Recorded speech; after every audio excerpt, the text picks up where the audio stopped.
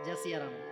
कल भाग 16 हमने किया था, जिसमें राजा प्रताप भानु और उनके दुश्मन जो ऋषि के रूप में उनको मिले थे और उनका छल करने का प्रयास कर रहे हो। आइए हम आगे बढ़ते हैं उसी क्रम में और आगे की कथा को जानने का प्रयास करते हैं। हो सकता है आज हम उसका मर्म भी आपको समझा दें। तेजस्वी शत्रु अकेला भी हो तो उसे छोटा नहीं समझना चाहिए। देखिए, यही सीख मिल गई। शत्रु अकेला भी हो तो भी उसे छोटा नहीं समझना चाहिए। जिसका सिरमात्र बचा था वह राहु आज तक सूर्य चंद्रमा को दुख देता है। शत्रु चाहे बड़ा हो चाहे छोटा हो, शत्रु शत्रु ही होता है। तपस्वी राजा अपने मित्र को देख प्रसन्न हो उठकर मिला और सुखी हुआ। उसने मित्र को सब कथा कह सुनाई। तब राक्षस आनंदित होकर बोला। अब देखिए, उसका जो मित्र था वो आ गया, राक्षस ऋषि का। हे राजन सुनो, जब तुमने मेरे कहने के अनुसार इतना काम कर लिया तो अब मैंने शत्रु को काबू में कर ही लिया समझो। तुम अब चिंता त्याग सो रहो, मतलब सो जाओ। विधाता ने बिना ही दाव के रोग दूर कर दिया। देखो, बिना बुलाए पहुंच गए वहां पर वो और फंस भी गए। कुल सहित शत्रु को जड़ मूल से उखाड़ यानी बाहर कर आज से चौथे दिन में तुमसे आ मिलूंगा। इस प्रकार तपस्वी राजा को खूब दिलासा देकर वह महामायावी और अत्यंत क्रोधी राक्षस चला। उसने प्रताप भानु राजा को घोड़े सहित क्षण भर में घर पहुंचा दिया। राजा को रानी के पास सुलाकर घोड़े को अच्छी तरह से घुड़साल में बांध दिया। फिर वह राजा के पुरोहित को उठा ले गया और माया से उसकी बुद्धि को भ्रम में डालकर उसने पहाड़ी की खोह में डाल दिया। खोह मतलब पहाड़ के अंदर कहीं ना कहीं गुफा होगी, उसके अंदर उसको छुपा दिया। वह आप पुरोहित का रूप बनाकर उसकी सुंदर सेज पर जा लेटा। राजा सवेरा होने से पहले ही जागा और अपना घर देखकर उसे बड़ा ही आश्चर्य माना। मन में मुनि की महिमा का अनुमान करके वह धीरे से उठा, जिसमें रानी ना जान पावे। फिर उसी घोड़े पर चढ़कर वन को चला गया। नगर के किसी भी स्त्री पुरुष ने नहीं जाना। दोपहर बीत जाने पर राजा आया। घर का उत्सव होने लगा और वदाबा बजने लगा। जब राजा ने पुरोहित को देखा तब वह अपने उसी कार्य का स्मरण कर उसे आश्चर्य से देखने लगा। राजा को 3 दिन युग के समान बीते। उसकी बुद्धि कपटी मुनि के चरणों में लगी रही। निश्चित समय जानकर पुरोहित बना हुआ राक्षस आया और राजा के साथ की हुई गुप्त सलाह के अनुसार उसने अपने सब विचार उसे समझाकर कह दिए। संकेत के अनुसार गुरु को उस रूप में पहचान कर राजा प्रसन्न हुआ। अब देखो, वो समझा कि मैं गुरु हैं और रूप बदल के रह कौन रहा था? राक्षस। ब्रह्मस उसे चेत ना रहा कि यह तापस मुनि है या काल केतु राक्षस। उसने तुरंत 1 लाख उत्तम ब्राह्मणों को कुटुंब सहित निमंत्रण दे दिया। पुरोहित ने 6 रस और 4 प्रकार के भोजन जैसे कि वेद में वर्णन किया गया है बनाने का बनाए। उसी मायामयी रसोई तैयार की और इतने व्यंजन बनाए कि उन्हें कोई गिन न सका। अनेक प्रकार के पशुओं का मांस पकाया और उसमें उसे दुष्ट ने ब्राह्मणों का मांस मिला दिया। सब ब्राह्मणों को भोजन के लिए बुलाया और चरण धोकर आदर सहित बैठाया। जो ही राजा परोसने लगा, उसी काल के तुरंत आकाशवाणी हुई, हे ब्राह्मणों, उठकर अपने घर जाओ। यह अन्न मत खाओ, इसके खाने में बड़ी हानि है। रसोई में ब्राह्मणों का मांस बना है। आकाशवाणी का विश्वास मानकर सब ब्राह्मण उठ खड़े हुए। राजा व्याकुल हो गया, परंतु उसकी बुद्धि मुंह में भूली हुई थी। होनहार बस उसके मुंह से एक बात भी ना निकली। तब ब्राह्मण क्रोधित होकर बोल उठे। उन्होंने कुछ भी विचार नहीं किया। अरे मूर्ख, जा, तू जाकर परिवार सहित राक्षस हो जा। ब्राह्मणों का श्राप था यह। रे नीच राक्षस क्षत्रिय, तूने तो परिवार सहित ब्राह्मणों को बुलाकर नष्ट करना चाहा था। ईश्वर ने हमारे धर्म की रक्षा की, अब तू परिवार सहित नष्ट होगा। 1 वर्ष के भीतर तेरा नाश हो जाएगा। तेरे कुल में कोई भी पानी देने वाला तक ना रहेगा। साफ सुनकर राजा भय के मारे अत्यंत व्याकुल हो गया। फिर सुंदर आकाशवाणी हुई, क्या हे ब्राह्मणों, तुमने विचार कर साफ नहीं दिया? राजा ने कुछ भी अपराध नहीं किया। आकाशवाणी सुनकर सब ब्राह्मण चकित हो गए और तब राजा वहां गया जहां भोजन बनना था। देखा तो वहां ना भोजन था, न रसोई, ना ब्राह्मण ही था। तब राजा मन में अपार चिंता करता हुआ लौटा। उसने ब्राह्मणों को सब वृतांत सुनाया और बड़ा ही भयभीत और व्याकुल होकर वह पृथ्वी पर गिर पड़ा। हे राजन, यद्यपि तुम्हारा दोष नहीं है तो भी होनहार नहीं मिटता। ब्राह्मणों का साथ बहुत ही भयानक होता है, यह किसी तरह भी टाले नहीं टल सकता। ऐसा कहकर सब ब्राह्मण चले गए। नगरवासियों ने जब यह समाचार पाया तो वे चिंता करने और विधाता को दोष देने लगे, जिसने हंस बनाते बनाते कौवा कर दिया। ऐसे पुण्य आत्मा राजा को देवता बनाना चाहिए था, जो राक्षस बना दिया। पुरोहित को उसके घर पहुंचाकर असुर कालकेतु ने कपटी तपस्वी को खबर दी। उस दुष्ट ने जहां तहां पत्र भेजे, उससे सब बैरी राक्षस सेना सजा सजाकर चढ़ दौड़े और उन्होंने डंका बजाकर नगर को घेर लिया। नित्य प्रति अनेक प्रकार से लड़ाई होने लगी। प्रताप भानु के सब योद्धा सूरवीरों की करनी करके रण में जूझ मरे। राजा भी भाई सहित खेत रहा। सत्य केतु के कुल में कोई भी नहीं बचा। ब्राह्मणों का साप झूठा कैसे हो सकता था। शत्रु को जीतकर नगर को फिर से बसाकर सब राजा विजय यश पाकर अपने अपने नगर को चले गए। याज्ञवल्क्य जी कहते हैं, मर्म है, सुनो विधाता जब जिसके विपरीत होते हैं तब उसके लिए धूल सुमेरु पर्वत के समान भारी और कुचल डराने वाली, पिता यम के समान काल रूप और रस्सी सांप के समान काल काटने वाली हो जाती है।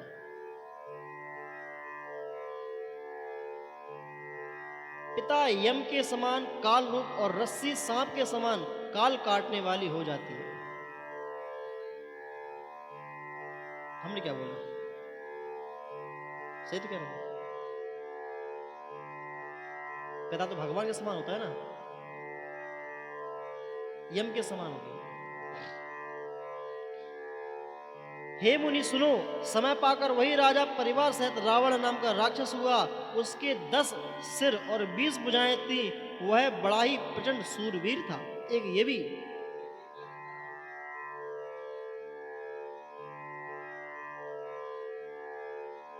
कोई संत आपके दरवाजे पर अच्छे कपड़े पहनकर आए, टीका लगाए है, रुद्राक्ष की माला पहने हैं, इस भ्रम में मत रहिए कि वो साधु है या संत है।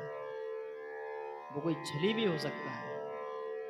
प्रभु श्री रामचंद्र के जन्म का कारण एक ये भी है कि राजा प्रताप भानु को एक दुष्ट के द्वारा छला गया, वो भी ऋषि के भेष में था। माता सीता का हरण करने वाला रावण भी ऋषि के भेष में था। सावधान रहिए, आपको ठगने वाला कोई और नहीं, इन्हीं में से एक।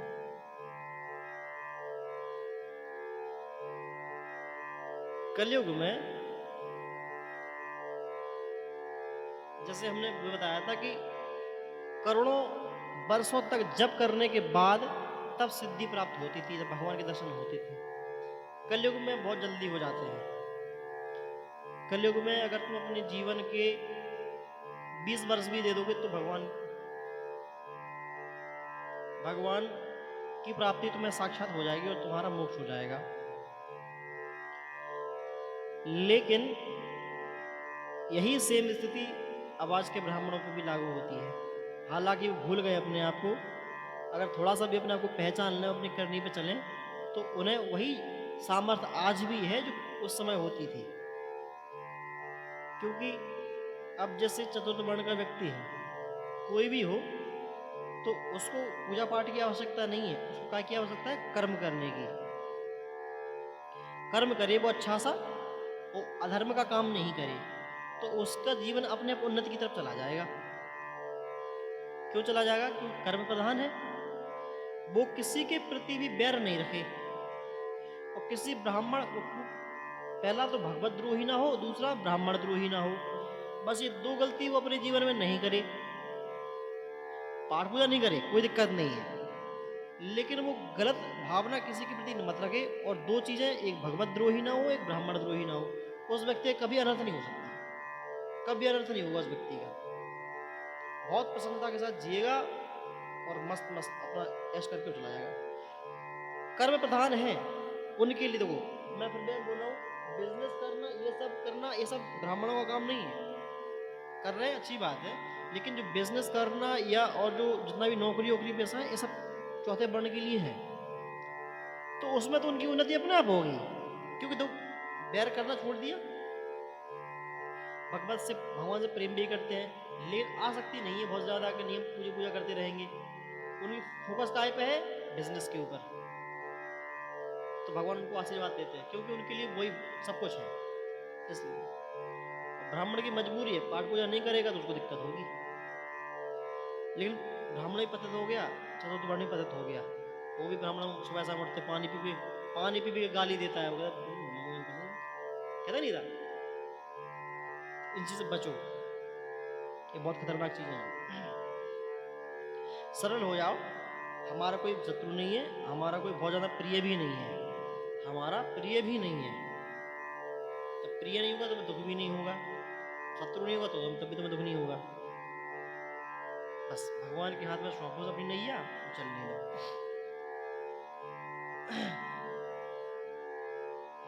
अरिमर्दन नाम का जो छोटा सा राजा का छोटा भाई था, वह बलका धाम कुंभकर्ण हुआ। उसका जो मंत्री था उसका नाम धर्मरुचि था, वह रावण का सौतेला भाई हुआ। विभीषण उसका नाम था, जिसे सारा जगत जानता है। वह विष्णु भक्त और ज्ञान विज्ञान का भंडार था। और जो राजा के पुत्र और सेवक थे, वे सभी बड़े भयानक राक्षस हुए। वे सब अनेकों जाति के मनमाना रूप धारण करने वाले दुष्ट कुटिल भयंकर विवेक रहित निर्दयी हिंसक पापी और संसार भर को दुख देने वाले हुए। उनका वर्णन नहीं हो सकता। यद्यपि वे पुलस्त ऋषि के पवित्र निर्मल और अनुपम कुल में उत्पन्न हुए, तथापि ब्राह्मणों के शाप के कारण वे सब पाप रूप हुए। तीनों भाइयों ने अनेकों प्रकार की बड़ी कठिन तपस्या की, जिसका वर्णन नहीं हो सकता। उनका उग्र तब देखकर ब्रह्मा जी उनके पास गए और बोले, हे तात, मैं प्रसन्न हूं। वर्मा को रावण ने विनय करके और चरण पकड़कर कहा, हे जगदीश्वर, सुनिए, बानर और मनुष्य इन दो जातियों को छोड़कर हम और किसी के मारे ना मरें, यह वर दीजिए। शिव जी कहते हैं कि मैंने और ब्रह्मा ने मिलकर उसे वर दिया कि ऐसा ही हो। तुमने बड़ा तप किया है। फिर ब्रह्मा जी ने कुंभकर्ण के पास गए और देखकर मन में बड़ा आश्चर्य हुआ। जो है दुष्ट नृत्य आहार करेगा तो सारा संसार ही उजड़ जाएगा। ऐसा विचार कर ब्रह्मा जी ने सरस्वती को प्रेरणा करके उनकी बुद्धि फेर दी, जिससे उसने 6 महीने नींद मांगी। पर ब्रह्मा जी विभीषण के पास गए और बोले, हे पुत्र, वर मांगो। उसने भगवान के चरण कमलों में निर्मल, निष्काम और अनन्य प्रेम मांगा। देखो, जरूरी नहीं है कि एक ही परिवार में उत्पन्न हुए पुत्र सेम हो, जरूरी नहीं है। एक ही भाई, देखो सब लोग हैं, अलग अलग प्रकार के हो गए। एक ने प्रेम मांग लिया, एक कह रहा भगवान हमें ये मारे, हम किसी से मरे नहीं, एक कह रहा हम बस सोए। देखो इसमें जो विज्ञान है, ये जो रावण का जो है ना, उसने बोला कि हम कुंभकर्ण के 6 महीने सोए हम, तो वो जो द्वीप है जहाँ पे कुंभकर्ण रहता था, वहां पे 6 महीने रात रहती थी और 6 महीने दिन रहता था। पृथ्वी पे एक ऐसी जगह है, गूगल करोगे तो वो मिल जाएगी तुम्हें। वहां पर 6 महीने रात होती है और 6 महीने दिन होता है। तो कुंभकर्ण वहीं रहता था, इस हेतु वो सोता था। कहानियों से थोड़ा हटके, वो जहां रहता था वहां 6 महीने दिन और 6 महीने रात होती थी। अब आगे एक प्रसंग आएगा जहाँ पे श्री रामचंद्र जी उसको मारते हैं। किसको? मारीच को। जब वो वन में जाते हैं तब मारते हैं मारीच को। तो क्या करते हैं, बिना फल का बाण मारते हैं उसे। बिना फल का कैसा? जिसमें तीर होता है, आगे इसमें नोक होती है, वो तोड़ देते हैं उसकी, और ऐसे ही मारते। तो क्या होता है कि उसमें लगता है, उसको लेके चला जाता है बहुत दूर तक। तो वो जाके गिरता है कहाँ पर? वो गिरता है मॉरिशियस में। सुना है नाम? सुना?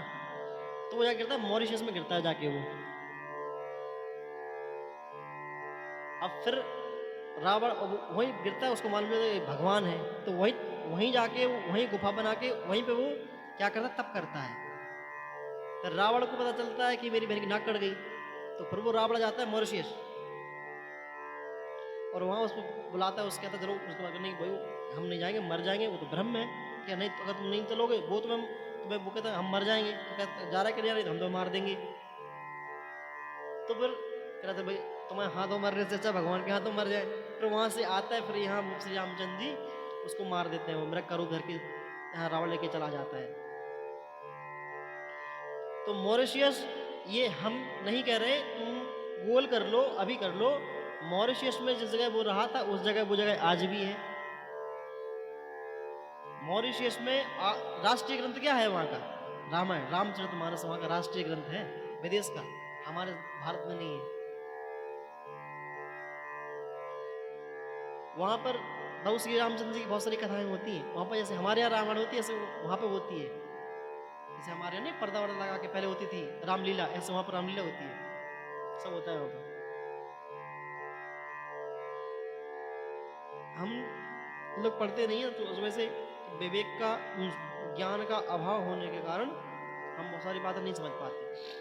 और कथा को, भगवान की जो लीला है उसको हम सिर्फ भारत में ही देखते हैं, सिर्फ भारत में होगा ऐसा नहीं है। पूरे आप कहीं जाओ और बहुत सारी ऐसे देश हैं जहाँ पर जाओ मूर्ति बनी हुई है किसी न किसी रूप में, वो है ही अपने भगवान की।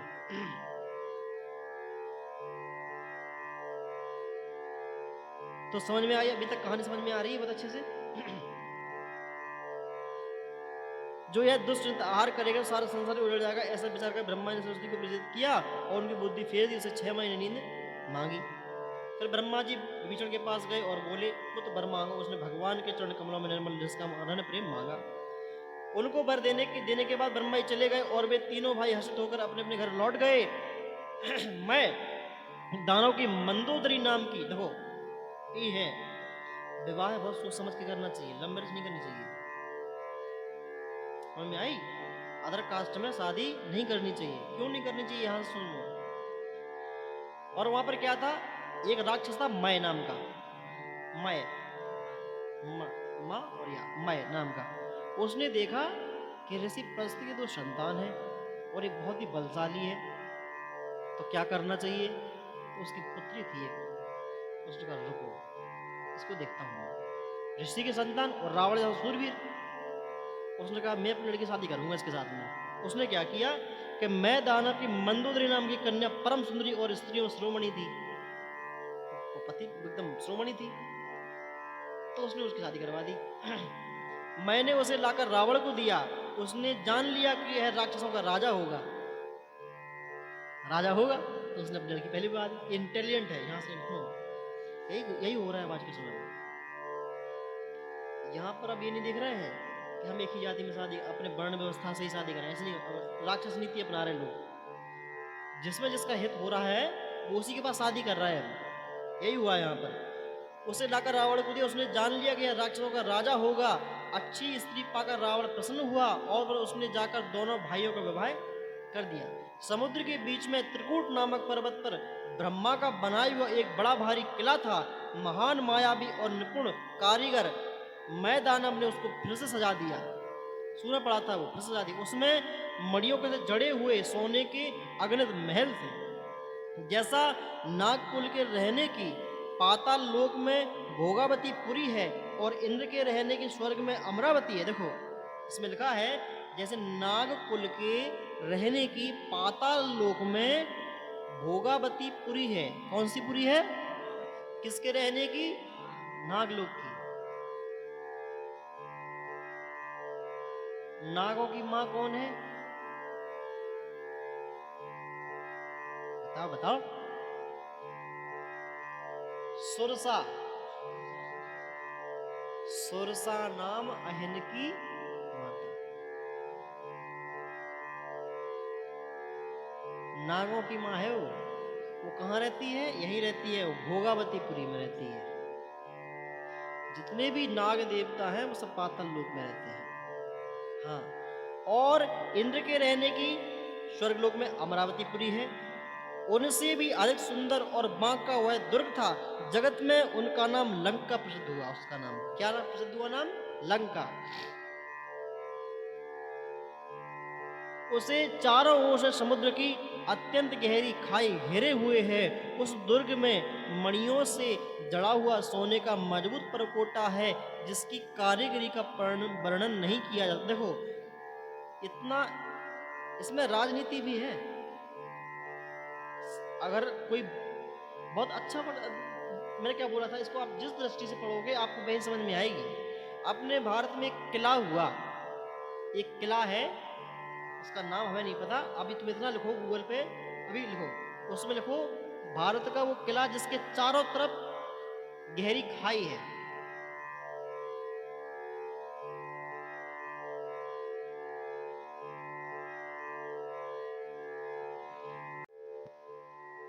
तो उसे चारों ओर से समुद्र की अत्यंत गहरी खाई घेरे हुए है। उस दुर्ग के मणियों से जड़ा हुआ सोने का मजबूत परकोटा है, जिसका कारीगरी का वर्णन नहीं किया जा सकता। भगवान की प्रेरणा से जिस कल्प में जो राक्षस का राजा रावण होता है, सुनो, उससे बता दिया गया है कि रावण एक नहीं होता। भगवान की प्रेरणा से जिस कल्प में जो राक्षसों का राजा, रावण नाम नहीं है, रावण नाम नहीं है, जो राक्षसों का राजा होता है उसे क्या कहते हैं? रावण। हाँ, उसे रावण होता है। वही सूरवीर प्रतापी अतुलित बलवान अपनी सेना सहित उस पुरी में बसता है। उसे हम कहते हैं लंका। पहले वहां बड़े बड़े योद्धा राक्षस रहते थे, देवताओं ने उन सबको युद्ध में मार डाला। अब इंद्र की प्रेरणा से वहां कुबेर के 1 करोड़ रक्षक यक्ष लोग रहते हैं। रावण को कहीं ऐसी खबर मिली, तब उसने सेना सजाकर किले को जा घेरा। उस बड़े विकट योद्धा और उसकी बड़ी सोने का मतलब सेना को देखकर यक्ष अपने प्राण लेकर भाग गए। तब रावण ने घूम फिर कर सारा नगर देखा, उसकी स्थान संबंधी चिंता मिट गई और उसे बहुत ही सुख हुआ।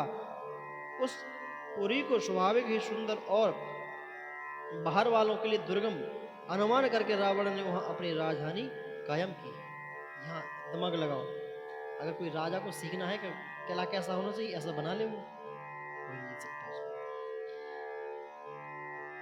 योग्यता के अनुसार घरों को बांटकर रावण ने सब राक्षसों को सुखी किया। एक बार वह कुबेर पर चढ़ दौड़ा और उसने पुष्पक विमान को जीत कर ले आया।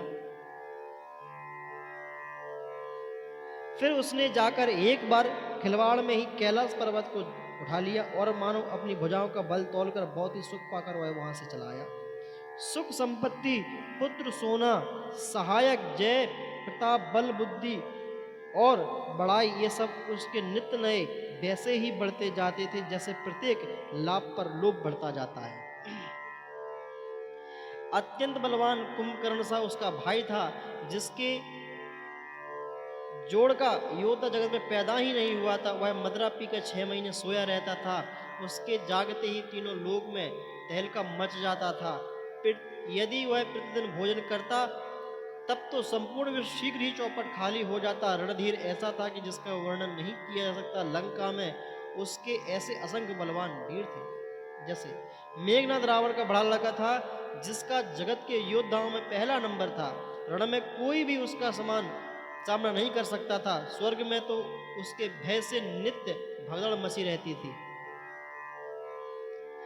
इसके अतिरिक्त दुर्गम, अकंपन, वज्रदंत, धूमकेतु और अतिकय आदि ऐसे अनेक योद्धा थे जो अकेले ही सारे जगत को जीत सकते थे।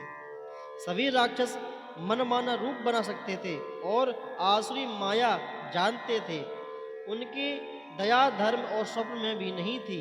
एक बार सभा में बैठे हुए रावण ने अपने अगणित परिवार को देखा। पुत्र, पौत्र, कुटुंबी और सेवक ढेर के ढेर थे। सारे राक्षसों की जातियों को तो गिन ही कौन सकता था। अपनी सेना को देखकर स्वभाव से ही अभिमान रावण क्रोध और गर्व में सनी हुई वाणी बोला। क्या बोला? हे समस्त राक्षसों के दलों, सुनो, देवतागण हमारे शत्रु हैं और वे सामने आकर युद्ध नहीं करते, बलवान शत्रु को देखकर भाग जाते हैं। उसका मरण एक ही उपाय से हो सकता है। मैं समझाकर कहता हूं, अब उसे सुनो। उनके बल को बढ़ाने वाले ब्राह्मण, भोजन, यज्ञ, हवन और श्राद्ध, इन सब में जाकर तुम बाधा डालो। अब यही हो रहा है, कलयुग में क्या हो रहा है? ब्राह्मणों को भोजन दूषित कर दिया, यज्ञ होते नहीं है अच्छे से, हवन होते नहीं है और श्राद्ध भी नहीं होता, श्राद्ध भी करवाना बंद कर दिया। यज्ञ हवन मंत्र होता है, हवन अलग होता है। हवन छोटा छोटा रूप होता है, यज्ञ बड़ा रूप होता है। फिर उसने मेघनाथ को बुलाया और सखा पढ़ाकर उसके बल और देवताओं के प्रति बैर भाव को उत्तेजना दी। फिर कहा, हे पुत्र, जो देवता रण में धीर और बलवान है और जिन्हें लड़ने का अभिमान है, उन्हें युद्ध में जीतकर बांध लाना। बेटे ने उठकर पिता की आज्ञा को शिरोधार्य किया। उसी तरह उसने सबको आज्ञा दी और आप भी हाथ में गदा लेकर चल दिया। रावण के चलने से पृथ्वी डगमगाने लगी और उसकी गर्जना से देवर मणियों के गर्भ गिरने लगे। जो देव की पत्नियां थी उनके गर्भ गिरने लगे। रावण को क्रोध सहित आते हुए सुनकर देवताओं के सुमेरु पर्वत की गुफाएं तकी, घुसने लगे गुफाओं में। भागकर सुमेरु की गुफाओं को आश्रय लिया। दिक्पालों के सारे सुंदर लोकों को रावण ने सूना कर दिया। वह बार बार भारी सिंह गर्जना करके देवताओं को ललकार ललकार कर गालियां देता था।